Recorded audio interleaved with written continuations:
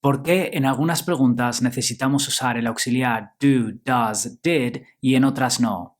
En este vídeo te voy a explicar cuándo hay que usar el auxiliar y cuándo no. Lo primero, el auxiliar do, does, did se usa en preguntas cuando estamos hablando del present simple y el past simple. Do, does, dependiendo del sujeto, se usaría para el present simple y did para el past simple. Tenemos dos tipos de preguntas, las que no tienen pronombre interrogativo, quién, qué, cómo, cuándo, dónde, etc., y las que sí que tienen pronombre interrogativo. Si no tienen pronombre interrogativo, casi siempre vamos a usar estos auxiliares. ¿Hablas español? Está en el presente, así que necesitamos auxiliar.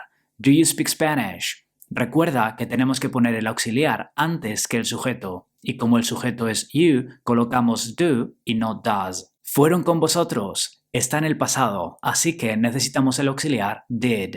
Did they go with you? He dicho antes que casi siempre vamos a usar el auxiliar, pero no siempre. Más adelante en el vídeo te digo en qué dos casos podemos omitir el uso del auxiliar. Si tenemos un pronombre interrogativo, vamos a usar uno de estos auxiliares o no, dependiendo de qué es lo que queramos saber. Con mi método yo lo enseño con un dibujo que voy a ir completando según vaya explicando. En una frase podemos tener sujeto, verbo, complemento directo, complemento indirecto, complemento circunstancial de lugar, de tiempo, de modo, o más simplificado, un sujeto y un predicado, o un sujeto y el resto. Si tenemos el present simple o past simple y queremos preguntar por algo que no sea el sujeto, entonces vamos a utilizar obligatoriamente el auxiliar. La estructura siempre va a ser pronombre interrogativo seguido del auxiliar, do, does, did, dependiendo del sujeto y el tiempo verbal, seguido de sujeto y verbo principal. ¿A qué hora llegaste a casa anoche? What time did you get home last night? Usamos did porque la frase está en el pasado y necesitamos auxiliar porque la respuesta completa sería llegué a casa a las 3 anoche. I got home at 3 last night. No estamos preguntando por el sujeto, no estamos preguntando quién llegó a casa a las 3. ¿Con quién hablas los sábados? Who do you talk to on Saturdays? Ponemos do porque el sujeto es you y la frase está en presente.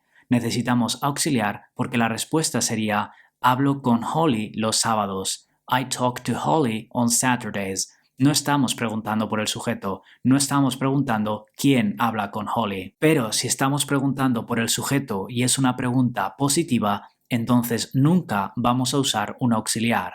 La estructura siempre va a ser pronombre interrogativo seguido del verbo principal. Y aquí muy importante, el verbo principal siempre tiene que estar en tercera persona del singular. ¿Qué quiere decir esto? Que si estamos hablando del present simple, tenemos que añadir la S que indica tercera persona del singular. Go sería goes, break sería breaks. Vemos unos ejemplos. ¿Quién quiere ir al cine? Who wants to go to the movies? Estamos preguntando por el sujeto porque la respuesta va a ser nosotros queremos ir al cine. We want to go to the movies. Ella quiere ir al cine. She wants to go to the movies. I want to go to the movies. They want to go to the movies. Nobody wants to go to the movies. ¿Qué puerta chirriaba? Which door squeaked? Estamos preguntando por el sujeto porque la respuesta larga sería esa puerta chirriaba. That door squeaked. O esta puerta chirriaba. This door squeaked. Pero si la pregunta de sujeto es negativa, sí que vamos a necesitar el auxiliar. En el presente solo podemos usar doesn't porque recuerda que el verbo va a ser tercera persona del singular en las preguntas de sujeto y en el pasado vamos a utilizar didn't. Lo vemos con los ejemplos de antes. ¿Quién quiere ir al cine? Who wants to go to the movies? ¿Quién no quiere ir al cine? Who doesn't want to go to the movies? ¿Qué puerta chirriaba? Which door squeaked? ¿Qué puerta no chirriaba? Which door didn't squeak? Algo que te va a ayudar. Todo esto de no usar auxiliares en preguntas de sujeto positivas solo va a pasar con los pronombres interrogativos who y which, que son los que he usado en estos ejemplos. Pero ojo, preguntas de sujeto positivas. Si no son preguntas de sujeto, entonces necesitan el auxiliar. El resto de pronombres interrogativos no pueden funcionar como preguntas de sujeto, así que siempre van a usar el auxiliar. Vamos a poner esto en práctica y después te explico los dos casos que te dije antes en los que no necesitamos poner el auxiliar cuando no tenemos un pronombre interrogativo. Vas a oír unas preguntas en español usando pronombres interrogativos y tienes que traducirlas antes de que lo haga yo. En algunas vas a necesitar el auxiliar y en otras no. ¿Cuándo pasó? When did it happen? ¿Cuántos hijos tiene? How many kids does she have? ¿Cuál funcionaba? Which one worked? ¿A quién se lo dijo ella? Who did she tell? ¿Por qué no lo vendiste? Why didn't you sell it? ¿A quién le gusta esta manta? Who likes this blanket? ¿Quién te dijo eso? Who told you that? ¿Qué silla hace ruido? Which chair makes noise? ¿Qué boli quieres, este o ese? Which pen do you want, this one or that one? ¿Quién no lo consiguió?